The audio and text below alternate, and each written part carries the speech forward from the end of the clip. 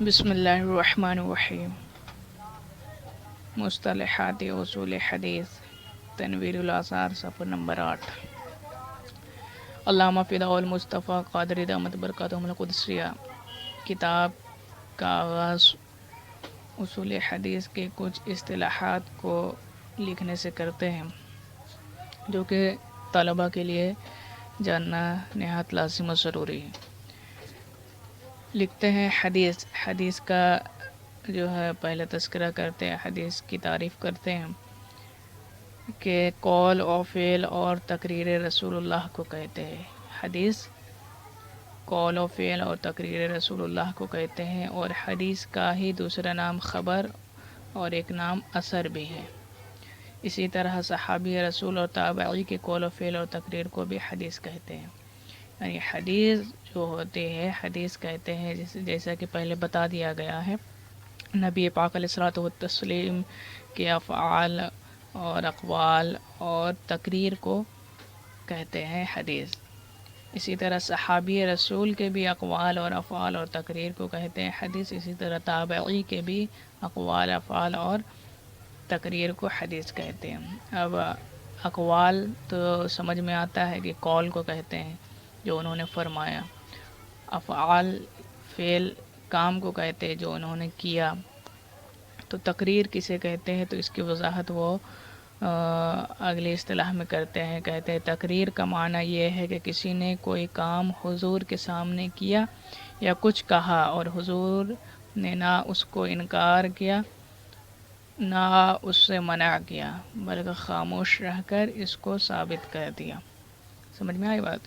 یعنی تقریر کہتے ہیں کہ نبی پاک علیہ الصلوۃ والتسلیم کے سامنے کسی صحابی نے کوئی ایسا کام کیا جو حضور نے نہیں کیا ہو، ٹھیک ہے، تو کچھ الگ کیا، تو سرکار نے انہیں اس کام سے کی ترغیب بھی نہیں دی کہ ٹھیک ہے اس کو کرو، اور نہ اس سے منع فرمایا کہ اسے نہ کرو، یہ جو ہے معاذ اللہ یہ غلط ہے یا پھر یہ جائز نہیں ہے۔ تو اس طور پہ اگر کوئی کام ہوتا ہے تو وہ تقریر کہلاتی ہے، اور یہ صرف حضور کے نہیں بلکہ صحابہ کرام کے سامنے بھی اگر کوئی ایسے افعال ہو جسے تابعی نے کیا ہو، ٹھیک ہے، یا تابعی کے سامنے کسی نے ایسا کیا تقریری کام، تو وہ بھی حدیث کے درجے میں آتی ہے۔ البتہ ان سب کا درجہ الگ الگ بتایا گیا ہے جو ابھی آگے وہ رقم کر رہے ہیں۔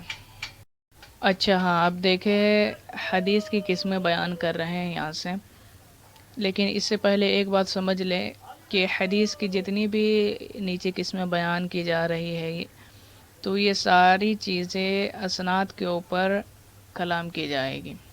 سمجھ رہے ہیں؟ جیسا کہ ہم نے بتایا تھا حدیث کی دو جز ہوتے ہیں، حدیث کے دو پارٹ ہوتے ہیں، ایک اسناد کہلاتا ہے اور ایک متن۔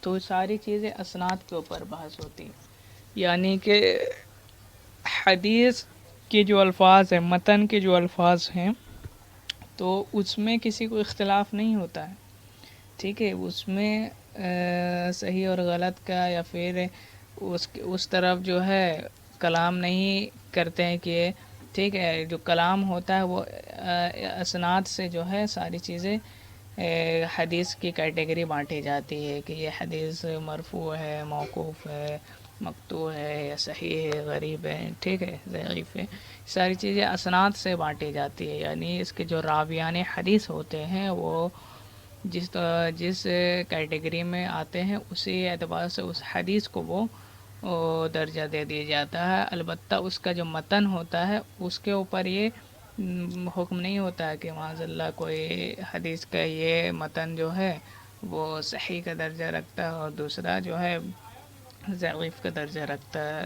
متن سب ایک ہی حساب کے ہوتے ہیں، البتہ اس کے اسناد کے اوپر کلام کی جاتی، ٹھیک ہے، تو یہ بات کو یاد رکھیں۔ اچھا دیکھیں، اسناد کے لحاظ سے حدیث کی بہت ساری قسمیں ہیں، جن میں سے کچھ کا یہاں تذکرہ کیا انہوں نے کیا ہے۔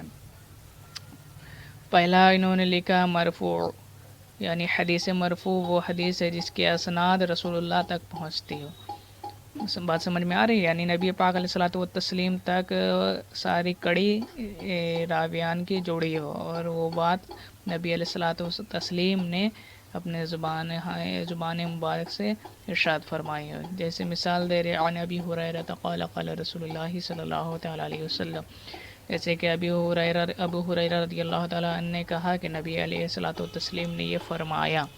تو جو حضور تک کڑی جو جاتی ہے وہ حدیث مرفوع کہلاتی ہے. اور موقوف جو ہے، ہاں، تو حدیث موقوف جو ہے وہ حدیث کہلاتی ہے جس کے اسناد جو ہے نبی پاک علیہ الصلوۃ والتسلیم کے صحابہ تک پہنچتی ہو.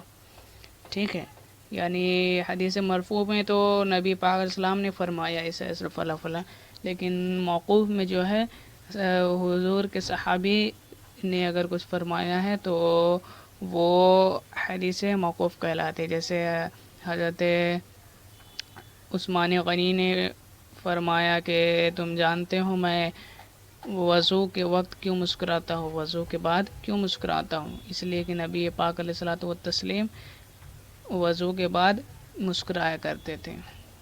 تو یہ حدیث جو ہے میں مفہوم بتا رہا ہوں، یہ حدیث جو ہے موقوف ہے.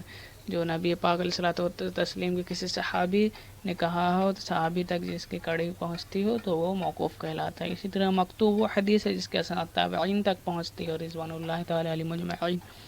ٹھیک ہے، کسی تابعی نے یہ فرمایا ہو تو وہ فلاں فرمایا ہو تو وہ حدیث مکتوب کہلاتی ہے. اچھا، متصل وہ حدیث ہے جس کے راویوں میں سے کوئی چھوٹا نہ ہو. یعنی دیکھیں ساری چیزیں اسناد پہ بحث ہو رہی ہے. ٹھیک ہے، متصل وہ حدیث ہے جس کے راوی یعنی جو سند کے جو راوی ہیں وہ اس میں سے کوئی بھی نہ چھوٹا ہو، سب کی کڑی برابر ملی ہوئی ہو، کہیں بھی کوئی خرابی اور چھوٹا نہ ہو، تو وہ حدیث متصل ہوتی ہے. اچھا، حدیث منقطع وہ حدیث جس کے سلسلہ سند سے کوئی راوی متروک ہو گیا ہو، یعنی چھوڑ گیا ہو. یعنی سند میں سے کوئی راوی بیچ سے ایک دو جو ہے چھوٹ جائے تو وہ حدیث منقطع ہو جاتی ہے، کہلاتی ہے. ٹھیک ہے، حدیث منقطع. صحیح وہ حدیث ہے کہ جس کے سلسلہ سند کا ہر راوی عادل تام الضبط ہو اور معلل اور شاذ نہ ہو. یعنی صحیح حدیث جو کہتے ہیں اس میں جو دیکھیے اس میں بھی سند کی ہی بات ہے. ٹھیک ہے نا، تو سند میں جو بھی راویان ہیں تو سارے کے سارے عادل ہو، متقی ہو اور تام الضبط ہو، یعنی ان کا حافظہ مضبوط ہو، معلل اور شاذ نہ ہو، کم ان کے جو ہے حافظہ کمزور نہ ہو اور وہ مطلب کہ فاسق و فاجر نہ ہو. تو وہ ان کے راویان جب ایسے ہوتے ہیں تو پھر وہ حدیث صحیح کہلاتی ہیں. پھر حدیث صحیح کی 4 قسمیں بیان فرما رہے ہیں: غریب، عزیز، مشہور، متواتر. غریب وہ حدیث صحیح ہے جس کا راوی کسی قرن میں ایک ہو، یعنی کسی زمانے میں ایک ہی اس کا راوی صرف ایک ہی ہو. ٹھیک ہے. اچھا، عزیز وہ حدیث صحیح ہے جس کے راوی کسی قرن میں از اول سند تاخیر 2 سے کم نہ ہو. بات سمجھ میں آ رہی؟ یعنی وہ حدیث صحیح ہے عزیز جس کو کہتے ہیں کہ جس کے راوی کسی قرن میں، یعنی ایک قرن کہتے ہیں تقریباً ایک زمانے ایک صدی کو، تو اس میں از اول سند تاخیر 2 سے کم نہ ہو.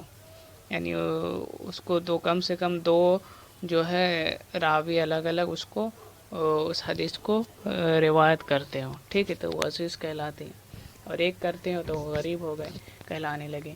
اچھا، مشہور وہ حدیث صحیح ہے جس کے راوی 2 سے زیادہ ہو لیکن حد تواتر کا نہ پہنچتے ہوں. ٹھیک ہے، یعنی وہی بات ہے، کسی قرن میں کسی زمانے میں وہ حدیث جو ہے روایت کرنے والے راوی 2 سے زیادہ ہو الگ الگ، لیکن تواتر کو نہ پہنچتے. اور تواتر کیا ہے وہ نیچے بتا رہے ہیں کہ وہ حدیث متواتر ہیں، جسے کہہ رہے ہیں کہ حدیث متواتر وہ حدیث صحیح ہے جس کے راوی تعداد میں اتنے ہوں کہ عقل ان کے اتفاق علی الکذب کو محال سمجھے. سمجھ رہے؟ تواتر کا مطلب یہ ہے کہ اتنی کثرت سے راویوں نے اس حدیث کو نقل کیا ہے کہ عقل اس بات کی طرف گمان بھی نہیں کرتی کہ اتنے لوگ بھی جھوٹ بول سکتے ہیں. تو ایسی حدیث جو حدیث متواتر کہلاتی ہیں اور اس کو تواتر کہتے ہیں. ٹھیک ہے. اچھا، حدیث حسن وہ حدیث متصل الاسناد جس کا کوئی راوی خفیف الضبط ہو اور شاذ و منکر نہ ہو. ٹھیک ہے. وہ حدیث متصل الاسناد یعنی اس کے اسناد میں تو کوئی یہ نہیں ہے، منقطع کوئی چھوٹا نہیں ہے، لیکن جو راوی ہے ان میں سے کوئی خفیف الضبط یعنی ان کا یہ قوت حافظہ بہت زیادہ مضبوط نہ ہو. ٹھیک ہے. تو وہ سارے ایسی حدیث جو ہیں حدیث حسن کہلاتے ہیں. بات سمجھ میں آ رہی ہے. اور آسان لفظوں میں سے کہیں تو وہ حدیث جس کے راوی میں جو ہے حدیث صحیح کی جو صفت ہے وہ نہ ہو، یعنی کسی کا تقوی یا قوت حافظہ اعلیٰ درجہ کا اس قدر نہ ہو جیسا کہ حدیث صحیح میں شرط ہے نا. اس میں تو شرط ہے کہ راویان حدیث جو ہے وہاں قوت حافظہ بھی تیز ہو سب کا، اور جو ہے متقی و پرہیزگار ہو. اس میں سے اگر کوئی بھی راوی ایک دو اگر ایسے ہو جائیں جس کے قوت حافظہ اتنا مضبوط نہ ہو یا پھر اتنے متقی و پرہیزگار نہ ہو تو پھر وہ حسن کے درجے میں آتے. اچھا، ضعیف کون ہے؟ ضعیف کا نام بہت سنتے ہوں گے ہے نا. تو ضعیف وہ حدیث ہے جس میں صحت حدیث کے شرائط کلن یا بعضاً مفقود ہو، یعنی ایسی حدیث کہلاتی ہے جس میں حدیث کے صحت کے لیے، حدیث کے قوی ہونے کے لیے جو شرائط ہے، یعنی راویوں کا متقی ہونا، قوت حافظہ کا تیز ہونا، اس میں سے پورے یا بعض چیزیں نہ پائے جاتی ہیں. بات سمجھ میں آ رہی ہے. اور آسان لفظوں میں یہ سمجھے کہ وہ حدیث ہے جس کا کوئی راوی متقی یا قوت الحافظہ نہ ہو. ٹھیک ہے. یعنی جو صفات حدیث صحیح میں معتبر تھی ان میں سے کوئی ایک صفت اس میں نہ پایا جاتا ہو تو وہ ضعیف کہلاتا ہے. اچھا، حدیث ضعیف کے تعلق سے ایک بات یہ سمجھ لے اور یاد رکھے کہ ضعیف حدیث کا جب بھی کہیں تذکرہ آئے، لفظ آئے، تو اس کا مطلب معاذ اللہ یہ نہیں ہوتا کہ یہ جو حدیث ہے یہ جھوٹی ہے یا غلط ہے یا گھڑی ہوئی ہے. ایسا بالکل بھی ہرگز بھی نہیں ہے. ٹھیک ہے. اسی لیے میں نے پہلے بھی بتا دیا جتنے بھی باتیں ہوتی ہیں سب اسناد کے متعلق ہوتی ہے کہ وہ کبھی ہے یا ضعیف ہے. ٹھیک ہے. متن کے متعلق نہیں ہے کچھ یہ ساری چیزیں کہ متن یہ ضعیف ہے. تو ضعیف حدیث اگر کہیں لفظ آئے تو اس کا مطلب ہرگز یہ نہیں کہ وہ حدیث جھوٹی ہے یا غلط ہے یا گڑی ہوئی ہے. ایسا بالکل بھی نہیں ہے. بلکہ جیسا کہ یہ ساری چیزیں تو غیر مقلدین نے عوام کے ذہن میں نشست بیٹھا دی ہے، ذہن نشی کرا دی ہے کہ ضعیف حدیث کا مطلب معاذ اللہ یہ حدیث جھوٹی ہے، غلط ہے اور گڑھی ہوئی ہے. ایسا بالکل بھی نہیں ہے. حدیث صحیح ہوتی ہے، اس کے راویوں میں کچھ کمی ہوتی ہے جس کی بنیاد پر محدثین کرام نے تقوی کا لحاظ رکھتے ہوئے اور احتیاط کی بنیاد پر اس حدیث کا درجہ پہلے دو والی حدیثوں سے کم رکھا ہے. درجہ کم ہے لیکن حدیث یہ بھی جو ہے غلط نہیں ہوتی ہے. یہ چیزیں سمجھ لیں اور یاد رکھیں. ٹھیک ہے. اچھا، اور آگے ہے موضوع. وہ حدیث ہے جس کے راوی کا عمدن جھوٹ کرنا ثابت ہو، یعنی اس میں کوئی راوی ایسا ہو جس کا جھوٹ بولنا، جس کا جھوٹ کہنا یا لکھنا جو ہے جان بوجھ کر ایسا ثابت ہو کہ ہاں یہ جو راوی ہے ان میں سے ایک راوی ایسا ہے جو جھوٹ بھی بولتا تھا یا جھوٹ اس نے بولا ہے، یہ ثابت ہے، تو وہ حدیث موضوع کہلاتی ہے. متروک وہ حدیث ہے جس کا راوی کا کذب باہمی گفتگو میں ثابت ہو لیکن حدیث نبوی میں اس کا کذب ثابت نہ ہو. سمجھ میں آ رہی ہے. یعنی اس میں ان راویوں میں سے کوئی ایک راوی ایسا ہے جو کہ آپسی گفتگو میں جھوٹ بول لیتا ہے لیکن حدیث نبوی کے معاملے میں اس کا جھوٹ بولنا کبھی ثابت نہیں ہے، تو وہ حدیث متروک کہلاتی. اچھا، مقبول وہ حدیث ہے کہ جمہور کے نزدیک اس پر عمل کرنا واجب ہے، یعنی اس سے حکم شرعی ثابت ہوگا.